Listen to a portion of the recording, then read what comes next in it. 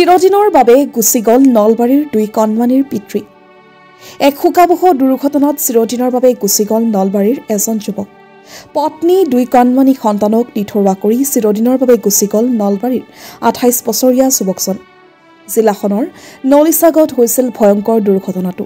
Tractor চলাই পৰিয়াল পোহপাল দি অহা যুৱকজনে আজি দিনৰ ভাগত নলিচা অঞ্চলৰ এটা পৰিয়ালৰ কৃষিভূমিত ট্ৰেক্টৰে হাল বাবলৈ আহিছিল পথাৰলৈ। পিছে গন্তব্যস্থান পোৱাৰ প্ৰাক মুহূৰ্তত দুৰ্ঘটনাত পতিত হয় ট্ৰেক্টৰ চালক আব্দু আলী নামৰ যুৱকজন। পশ্চিম নলবাৰী অঞ্চলৰ শোলমৰা ভৈৰাৰ যুৱকজনে অইন দিনাৰ দৰে আজিও তেওঁৰ কৰ্তব্য সমাপন কৰিবলৈ আহিছিল।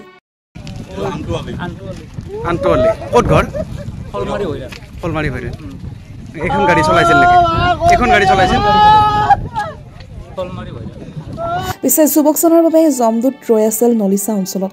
এক দুৰ্ঘটনাত পতিত হয় চিৰদিনৰ বাবে বিদায় মাগিলে যুৱকজনে। দুৰ্ঘটনাৰ প্ৰকৃত কাৰণ জানিব পৰা হোৱা নাই যদিও বেলখৰ আৰক্ষী লোক ঘটনাস্থলীত উপস্থিত হয় যুৱকজনক চিকিৎসালয়লৈ নিয়ে যদিও চিকিৎসকে মৃত বুলি ঘোষণা কৰে যুৱকজনক। ইতিমধ্যে আৰক্ষীয়ে মৃতদেহটো মৰণোত্তৰ পৰীক্ষাৰ বাবে নলবাৰী শ্বহীদ মুকুন্দ কাকতি চিকিৎসালয়লৈ প্ৰেৰণ কৰিছে।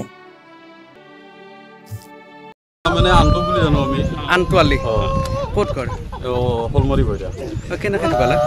এতিয়া এক্সিডেণ্টটো হ'বলৈ কৈছে, গাড়ীখন পাল্টি হ'বলৈ কৈছে। আমি সেইখিনি গম পাইছোঁ, ময়ে জাষ্ট আহি পাইছোঁ মাত্ৰ। ট্ৰেক্টৰ চলাইছিলে? ট্ৰেক্টৰ চলাইছিল, ড্ৰাইভাৰ আছিল। বিয়া পাতিছিল? বিয়া কৰিছে, ল'ৰা ছোৱালী দুটা, এটা ল'ৰা এটা ছোৱালী।